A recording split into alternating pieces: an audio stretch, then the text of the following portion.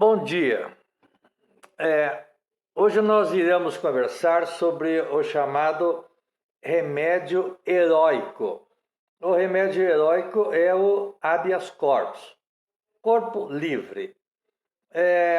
O habeas corpus está lá já inserido na Magna Carta de João Sem Terra de 1215.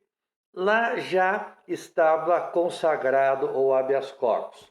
Bem, daí no nosso sistema, lá na Constituição de 1891, o habeas corpus era muito abrangente.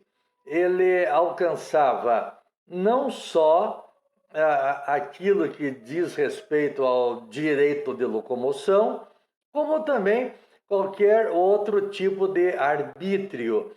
E aí o habeas corpus era o que hoje nós conhecemos por habeas corpus e o que hoje nós conhecemos também por mandado de segurança. O interessante é que, então, na época, o mandado de segurança podia ser impetrado até frente a particulares, não é? Veio depois o mandado de segurança, nós já estudamos, limitar o mandado de segurança a pessoas de direito público ou que exercessem alguma função pública. Mas lá na Constituição de 1891, o habeas corpus envolvendo tanto as hipóteses de habeas corpus como mandado de segurança poderiam ser interpostos contra qualquer pessoa, não é? Podia ser também uma pessoa particular. Muito bem. O habeas corpus, então, foi desenvolvido como chamado remédio heróico. Porque ele pode ser interposto por qualquer pessoa. Não precisa que a pessoa seja formada em direito, tenha ordem, não. Pode ser impetrado da maneira mais informal possível, por carta, pode ser impetrado até por analfabeto, alguém assinando a rogo. A gente vê muito isso lá nas penitenciárias. Aquela pessoa, aquele preso que sabe redigir um habeas corpus, mesmo não sendo advogado, mesmo não sendo formado, ele é muito respeitado e muito procurado. E ele monta habeas corpus por simples carta. Dirige ao juiz uma carta e aquela carta pode ser autuada como habeas corpus. Não precisa nem estar devidamente instruído. Cabe ao juiz determinar a instrução daquele pedido. O habeas corpus é impetrado, portanto, da maneira mais informal possível por qualquer pessoa ou pela própria pessoa. E também independe do pagamento de custas.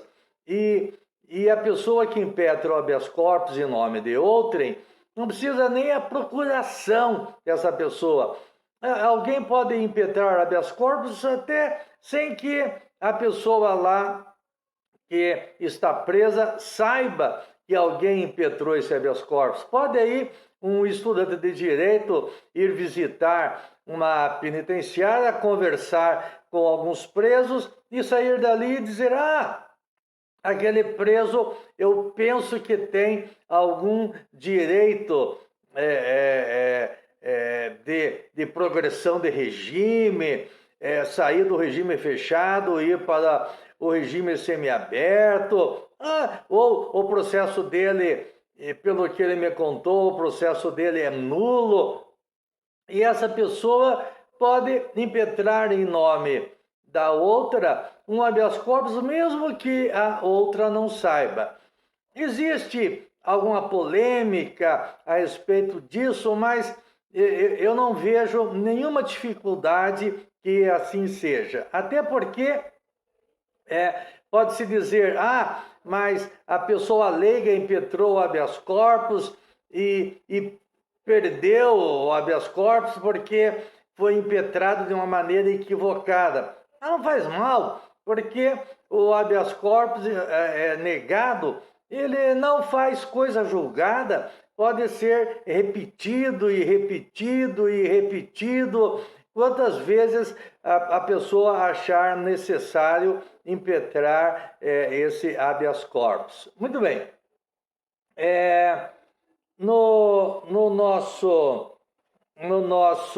Na nossa Constituição, está lá o habeas corpus previsto no artigo 5º, inciso 68, que vai dizer: consider-se-á habeas corpus sempre que alguém sofrer ou se achar ameaçado de sofrer violência ou coação em sua liberdade de locomoção. Então, nós temos o habeas corpus preventivo. Basta uma ameaça à pessoa, uma ameaça à liberdade à pessoa, foi expedido um mandado de prisão, a pessoa não foi presa ainda não foi presa, mas está ameaçada a sua liberdade, por exemplo, através da expedição desse mandado de prisão. Então, nós temos o chamado habeas corpus preventivo. Habeas corpus preventivo, ou seja, para a pessoa não ser presa. Existem algumas situações, por exemplo, a pessoa vai prestar depoimento em um processo aí sobre investigação de qualquer fato aí, numa comissão de sindicância, numa comissão aí de investigação, e ele é chamado para depor como testemunha, e nós sabemos que a pessoa não pode se recusar a prestar o seu depoimento, não é?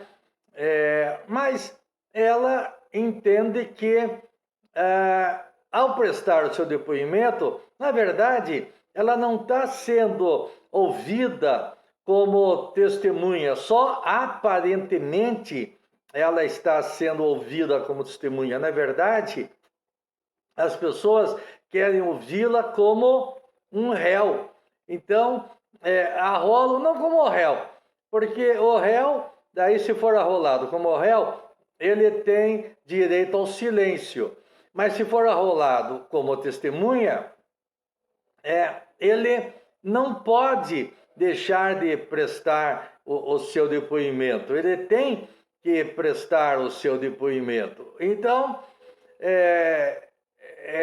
ele pega e impetra o habeas corpus dizendo: não, eu não quero ser ouvido como testemunha, porque eu sei que nesse caso estão me investigando e aquilo que eu disser poderá ser usado contra mim.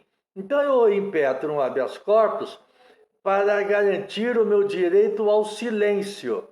Eu vou ser ouvido, sim, serei ouvido, mas eu quero garantir o meu direito ao silêncio para não me comprometer. Aí então eu posso impetrar um habeas corpus garantindo o meu direito ao silêncio. Porque se eu for ouvido aí como testemunha e me recusar, eu posso ser acusado aí de um crime de falso testemunho. E eu não quero ser acusado disso. Então, eu posso impetrar um habeas corpus dizendo que, na verdade, não querem me ouvir como testemunha, querem me ouvir como réu, e eu, portanto, aí tenho direito ao silêncio. Então, tem várias formas de se impetrar um habeas corpus. Então, tem o habeas corpus preventivo, não é? Para não ser envolvido, não é? Não ser processado por crime de falso testemunho. Tem o habeas corpus também preventivo para eu não ser preso. Tem o habeas corpus libertatório quando eu já fui preso e quero o meu direito à liberdade, não é? Quero sair da prisão. E tem o chamado também habeas corpus genérico, que no nosso sistema ainda ele é pouco utilizado, ainda há uma resistência enorme relativamente ao habeas corpus genérico. O habeas corpus genérico ele vai dizer que você pode estar preso legalmente, a sua prisão é legal. Todavia, a execução da sua prisão é ilegal. Nós vemos lá no artigo 5º, inciso 3º,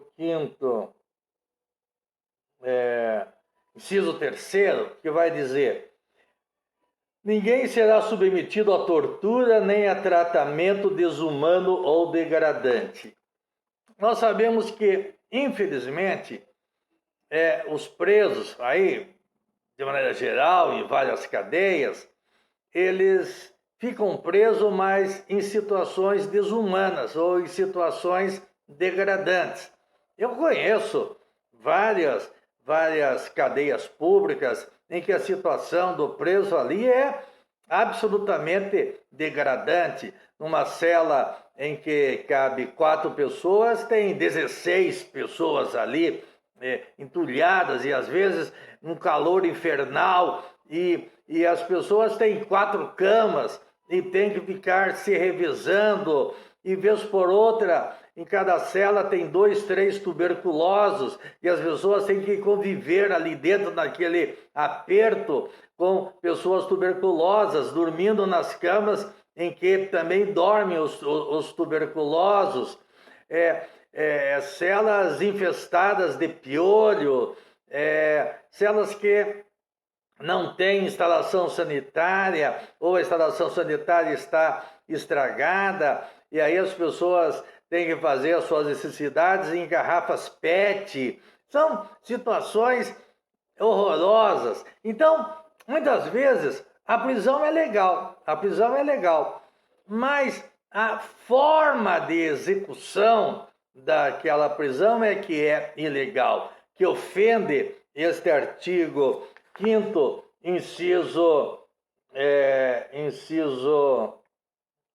eu estava lendo aqui, inciso 3º, né? Artigo 5º, inciso 3º. Ninguém será submetido a tortura, nem a tratamento desumano ou degradante.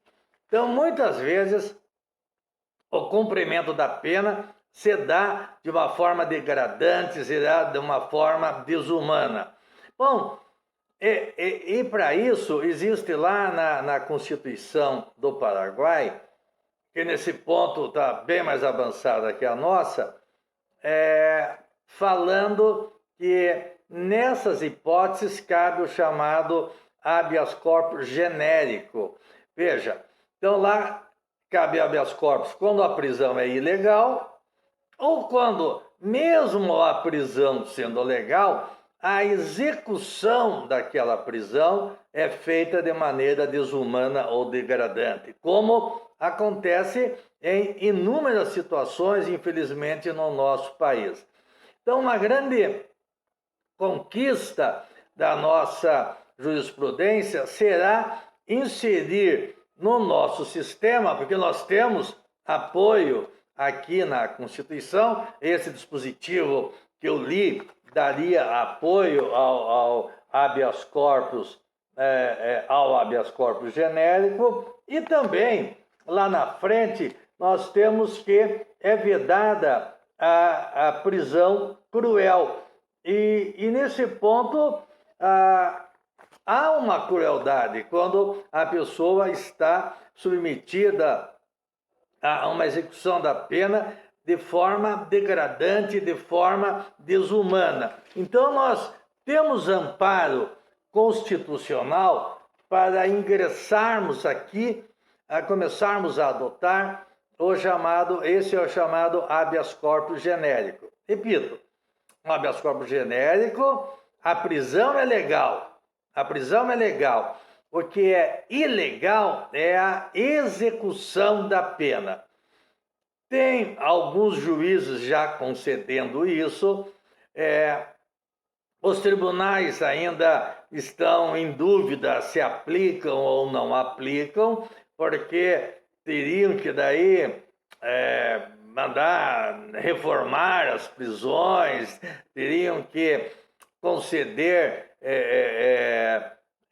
prisão domiciliar para muitas pessoas, porque o nosso sistema carcerário ainda principalmente na fase das delegacias, ainda é desumano, ainda é cruel. Então, haveria necessidade de uma ampla reforma no nosso sistema, mas juridicamente eu penso, e eu concedo esse habeas corpus genérico quando me é pedido, devemos começar a trabalhar nesse sentido para que as penas deixem de ser desumanas. Tem que prender? Tem que prender. Tem que cumprir a pena? Tem que cumprir a pena. Mas não de uma maneira cruel, não de uma maneira desumana, porque a nossa Constituição diz que ninguém pode ser submetido a um tratamento desumano, a um tratamento cruel. Então, nesse ponto, entre a realidade das nossas prisões e o que diz a Constituição, há um abismo, não é? E essas situações, já o Supremo Tribunal Federal já manifestou-se a respeito, falando de uma situação inconstitucional, não de uma lei inconstitucional, mas de um estado de coisas inconstitucionais. E é inconstitucional esse tratamento degradante ou cruel nas execuções das penas. Bem, então, isso ainda é um desafio para nós, como iremos desenvolver o habeas corpus genérico, que diz respeito à forma da execução da pena. Nós temos, então, esse bem conhecido e aplicado sempre, que é o habeas corpus preventivo, para você evitar a ser preso, não é? Quando aquela sua ameaça de prisão é ilegal, e o habeas corpus libertatório. Habeas corpus libertatório é quando eu já estou preso, mas a prisão, se no começo era legal, ela passou a ser ilegal, ou já era desde o começo ilegal, não é? Esse é o chamado habeas corpus libertatório. É interessante nós notarmos que o habeas corpus ele pode ser em relação a uma determinada pessoa, mas agora o Supremo já consagrou o chamado habeas corpus coletivo.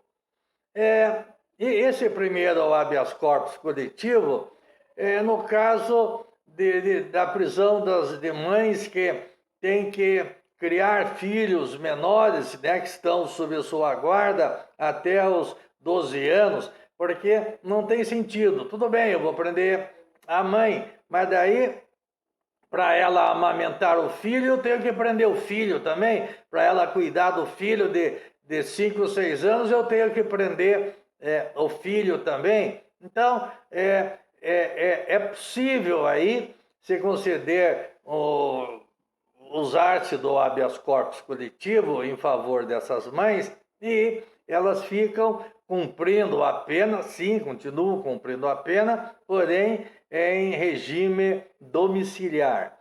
E o habeas corpus, ele é muito amplo. Ele pode ser utilizado para colocar a pessoa em liberdade ou para a pessoa conseguir uma progressão na execução da pena, ou seja, ela está cumprindo em regime fechado e quer cumprir em regime semiaberto, não é? Ou ela está cumprindo em regime semiaberto, quer cumprir em regime domiciliar, também é possível. Também é possível o habeas corpus nesse sentido. Muito bem. O habeas corpus, então, repito, lá no começo, na Constituição de 1891, ele servia para o que hoje conhecemos por habeas corpus e o que conhecemos por mandado de segurança. Porém, lá na reforma da Constituição de 1891, que ocorreu lá em 1926, aí o habeas corpus ficou mesmo para garantir apenas o direito de locomoção. Então, o habeas corpus pode ser impetrado por particular, habeas corpus pode ser impetrado contra particular. Eu tenho uma história interessante em que aí uma cabeça coroada aí de Curitiba não queria que seu filho casasse com uma moça simples. E ele insistiu em casar com essa moça simples. E aí o pai requereu, então, a interdição do filho, dizendo que o filho não estava bem das suas faculdades mentais. E o juiz deferiu liminarmente a interdição do filho. Nunca vi a pessoa ser previamente louca, sei lá, mas deferiu. E com isso o filho perdeu, né, a liberdade, os seus atos da vida civil estavam comprometidos, não é? Dada a sua interdição. E o pai, também com medo que se alegasse mais tarde uma união estável, porque o filho já estava morando com essa pessoa, requereu a busca e apreensão do filho, que já era maior, mas estava interditado, e o pai era o curador, e foi deferida essa busca e apreensão. O rapaz estava lá na casa, junto com a moça, diante do mandado de busca e apreensão, foi lá o oficial de justiça e fez a apreensão do rapaz, levou-o lá para a casa dos pais e a moça impetrou um habeas corpus em favor do noivo, não é? Contra o pai do noivo. Foi um habeas corpus interessante. Não foi impetrado pelo próprio noivo, foi impetrado pela noiva, né? Em nome de quem? Em nome do noivo. Alguém pode impetrar-se habeas corpus em nome de outrem, né?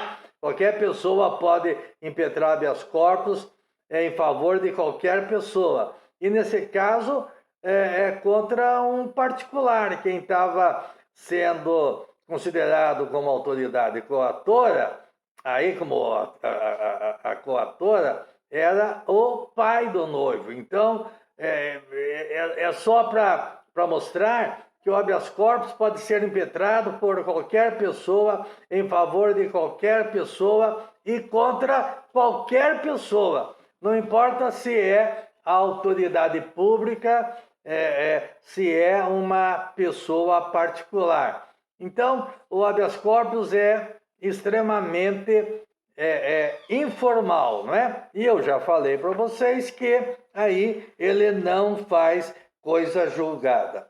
Bem, além dessa previsão constitucional do habeas corpus, que nós vimos lá no artigo 5º, inciso 68, nós temos uma disciplina sobre o habeas corpus lá no artigo 648 do Código de Processo Penal, que vai dizer que mas ali são hipóteses meramente exemplificativas, não são hipóteses taxativas do habeas corpus. Vai lá dizer que cabe habeas corpus quando a pessoa está presa ou ameaçada de prisão sem justa causa. Como seria isso, sem justa causa?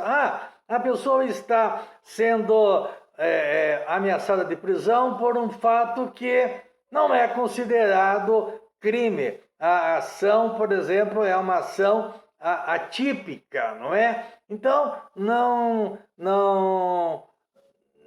tem cabimento a pessoa estar sendo ameaçada ou estar sendo denunciada por um fato que, na verdade, não caracteriza crime.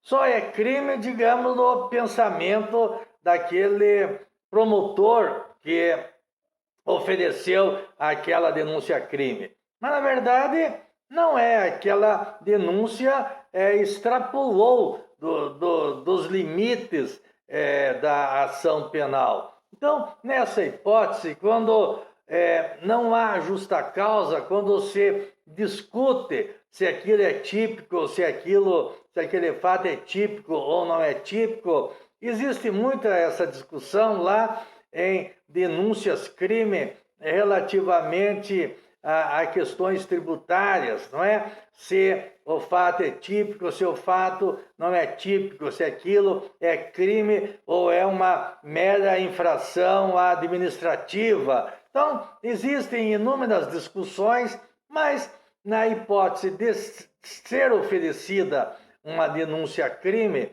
contra alguém que entende que aquele fato praticado não é crime, pode ser uma infração administrativa, tudo bem, mas crime não é. Então, cabe o chamado habeas corpus para trancar a ação penal. Tranca-se a ação penal. Sim, mas a pessoa aí não teve um mandado de prisão contra ela. Foi apenas uma denúncia. Por isso, a extensão do nosso habeas corpus. Ele não protege a liberdade só de maneira direta, mas também de maneira remota. Ou seja, o simples fato de alguém responder uma ação penal poderá, no futuro, comprometer a sua liberdade. Então, o habeas corpus é cabível para garantir uma liberdade que está sendo ameaçada, não apenas uma ameaça imediata, pode ser uma ameaça remota também. Essa é a situação típica daquele habeas corpus sendo impetrado com base numa ausência de justa causa. Existe outro tipo também de habeas corpus, que a pessoa está presa, legalmente presa, mas cautelarmente presa, aquela prisão preventiva, não é? Mas quando a pessoa está com a sua prisão preventiva decretada, o processo tem que ser rápido, não pode demorar muito, porque se começar a demorar, a pessoa tem que ser libertada. É o que nós chamamos de habeas corpus por excesso de prazo. Normalmente, quando a pessoa está presa, normalmente, não são em todos os casos, mas normalmente, quando a pessoa está presa, o processo penal deve terminar em 81 dias. Se não terminar, bem, esse prazo não é assim, muito fixo, pode ser 90 dias, tal, mas às vezes a pessoa fica presa preventivamente 1 ano, e aí é considerado também uma coação e que permite a impetração do habeas corpus. Aí o habeas corpus tem por causa de pedir o excesso de prazo para o encerramento do processo. Porque pode ser que a pessoa venha a ser absolvida, ou pode ser que a pessoa pode até ser condenada, mas pegue um regime aberto, ou apenas vá cumprir algumas medidas aí alternativas, e daí não tem sentido ele ficar preso. Então, existe também essa hipótese do habeas corpus por excesso de prazo. Existe o habeas corpus também quando a prisão é decretada por uma autoridade incompetente. Aquele não era o juiz da causa, aquele era um juiz incompetente, digamos. Foi decretada por um juiz estadual, mas está se apurando um crime no âmbito federal. Então, o juiz não era competente para aquilo, não é? Também nessas hipóteses cabe o habeas corpus, ou o habeas corpus era contra uma pessoa que tinha foro privilegiado, então, que só podia ser julgado pelo tribunal, ou pelo superior tribunal, ou pelo Supremo Tribunal, e um juiz de primeiro grau decreta essa prisão. Aí cabe habeas corpus também, por ausência de competência daquela autoridade que decretou a prisão. Existe outra espécie de habeas corpus quando, por exemplo, o motivo da prisão já cessou. Às vezes, a prisão preventiva ela é decretada para a garantia ali do processo, porque tem receio que vá algum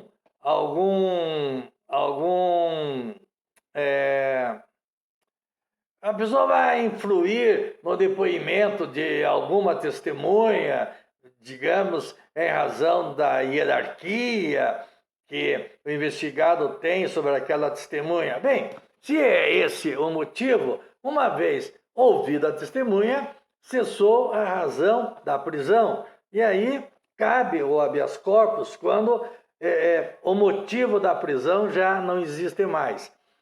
Temos ainda a hipótese de crimes que admitem a prestação de fiança.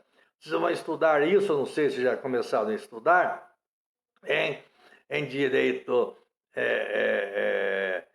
processual, direito penal e direito processual penal, que tem determinados crimes, quando a pessoa é presa em flagrante, que admite a prestação de fiança e ela fica solta enquanto durar o processo. Então, pode existir, por exemplo, um crime que admite a fiança e a fiança não é fixada, ou seja, a pessoa continua a cumprir pena, apesar de poder conseguir a sua liberdade mediante uma determinada fiança. Quando lhe é negado o direito da fiança, ou quando a fiança é exorbitante, a pessoa não pode pagar aquele tipo de fiança, então cabe também, nessa hipótese, cabe o habeas corpus.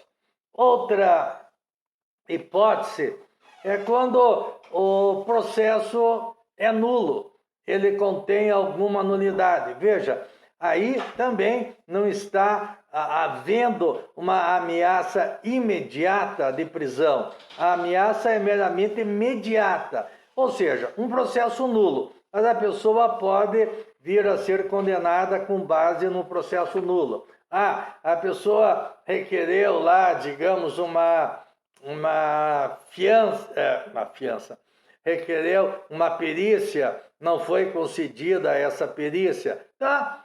Em princípio, esse processo seria nulo por cerceamento de defesa, mas a pessoa corre o risco de vir a ser condenada e presa em razão de um processo nulo. Então, existindo alguma nulidade no processo, é também cabível o habeas corpus. Notem, então, a ameaça, ela não precisa ser necessariamente imediata, ela pode ser remota.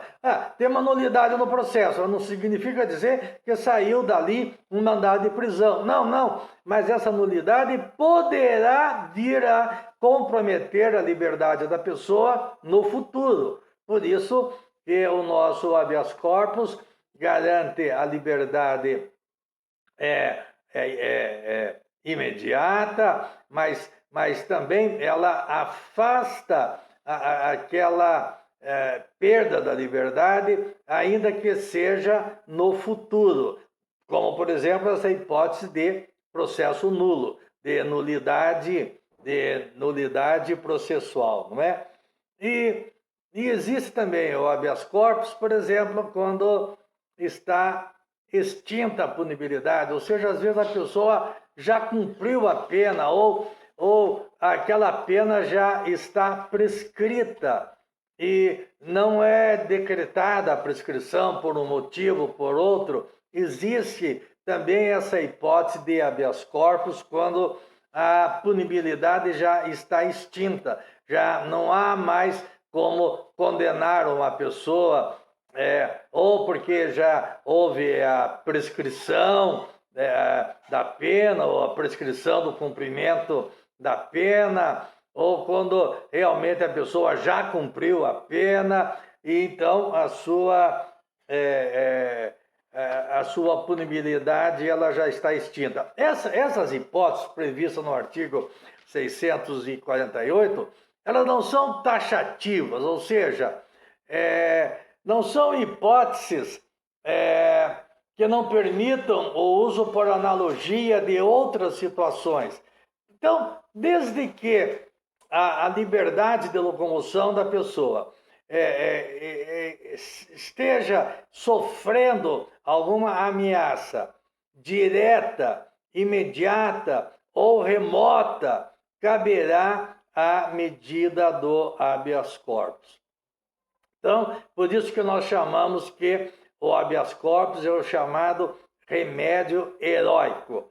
E agora tem se avançado cada vez mais em relação aos habeas corpus, e hoje um tema muito discutido é o habeas corpus impetrado em favor dos animais. Lá na Constituição do Equador, nós temos uma previsão de chamada proteção da Pachamama, ou seja, a proteção da natureza. A natureza tem direitos, os animais têm direitos, e por isso nós já temos algumas situações em que foram impetrados habeas corpus em favor de animais. Temos uma situação na Argentina, uma chimpanzé, alguém, logicamente, impetrou em nome dessa chimpanzé, porque o habeas corpus pode ser impetrado por qualquer pessoa, não é? E essa pessoa impetrou um habeas corpus em favor de uma chimpanzé que estava sofrendo lá numa cela, lá, e foi deferido habeas corpus, e essa chimpanzé foi removida aqui para o Brasil, lá num local que é muito apropriado, tem muita liberdade para esse tipo de animais, não é? Temos um caso também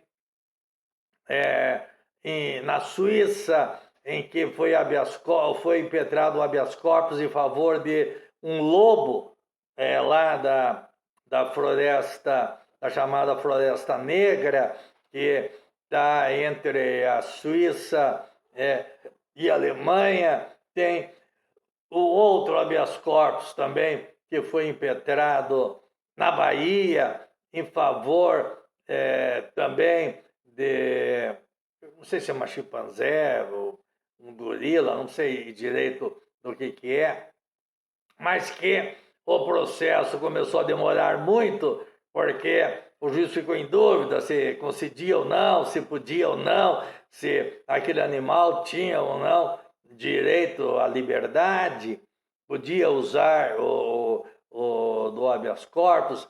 E, ao que me consta, o processo não terminou porque, na tramitação, o animal morreu. Bem, então, o habeas corpus realmente ele é muito amplo. Importa nós darmos sempre a interpretação mais extensiva possível a esse remédio, que é o chamado remédio heróico. Ele é gratuito, não é? Repito, pode ser impetrado por qualquer pessoa em seu próprio favor ou em favor de outrem. Não precisa nenhuma formalidade, pode ser impetrado num guardanapo, papel rascunho, qualquer coisa, não é? Não tem formalidade alguma e não precisa nem instruir, se puder instruir, melhor, mas chegando nas mãos do juiz, ele é obrigado a determinar a instrução daquele pedido de habeas corpus. E ele, então, pode ser, repito, preventivo, pode ser libertatório, e o que nós temos que desenvolver é o habeas corpus genérico. Esse é um desafio para nós desenvolvermos esta novidade do habeas corpus genérico e também do habeas corpus em favor dos animais. Bem, e então isso é um apanhado geral que eu queria comentar com vocês a respeito deste remédio.